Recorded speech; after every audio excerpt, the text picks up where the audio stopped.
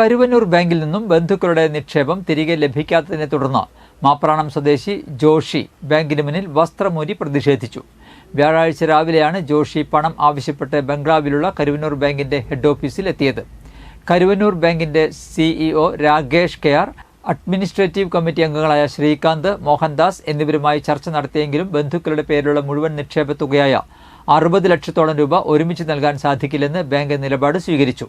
ഇതോടെയാണ് ജോഷി ബാങ്കിന് മുന്നിൽ മേൽവസ്ത്രം ഉരിഞ്ഞുമാറ്റി പ്രതിഷേധിച്ചത്. ഗാന്ധിജിയുടെ സമരമാർഗമാണ് താൻ തിരഞ്ഞെടുക്കുന്നതെന്നും അതിനാലാണ് മേൽവസ്ത്രം ഉരിഞ്ഞുമാറ്റി പ്രതിഷേധിക്കുന്നതെന്നും ജോഷി പറഞ്ഞു. മന്ത്രിമാരായ ബിന്ദുവിനും വാസവനും കത്തുകൾ അയച്ചിട്ടും നടപടി ഉണ്ടായില്ലെന്നും ജോഷി പറയുന്നു.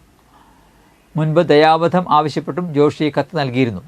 ജോഷിയുടെ ഭാര്യയുടെയും ഭാര്യ മാതാവിൻ്റെയും സഹോദരിയുടെയും മകളുടെ പേരിലുമായാണ് ഇനി 60 ലക്ഷത്തോളം രൂപ നിക്ഷേപമുള്ളത്. ജോഷിയുടെ പേരിലുണ്ടായിരുന്ന 28 ലക്ഷത്തോളം രൂപ മാസങ്ങൾക്ക് മുൻപ് ചികിത്സാ ആവശ്യങ്ങൾക്കായി നിരവധി സമരങ്ങളുടെയും മറ്റും ഭാഗമായി തിരികെ നൽകിയിരുന്നു.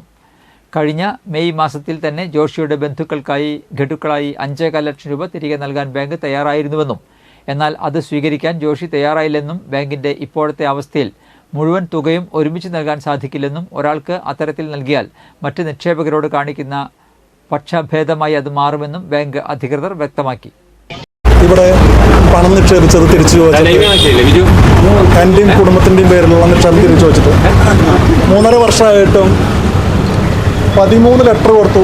2 മാസം മുൻപ് സ്ഥലം MLA വിദ്യാഭ്യാസ മന്ത്രിയായിട്ടുള്ള ബിന്ദുവിന് കൊടുത്തു. 1 മാസം മുൻപ് വാസവൻ മിനിസ്റ്റർക്ക് അയച്ചു. ഇതൊക്കെ മുൻപ് കഴിഞ്ഞ ജനുവരി 30-ന് ജീവിക്കാൻ നിവൃത്തിയില്ലാണ്ട് എൻ്റെ വീട്ടിലെ ഭാഗങ്ങളും വസ്തുഭാഗങ്ങളൊക്കെ പൈസ കൂടെ ഉണ്ടായിരുന്നു.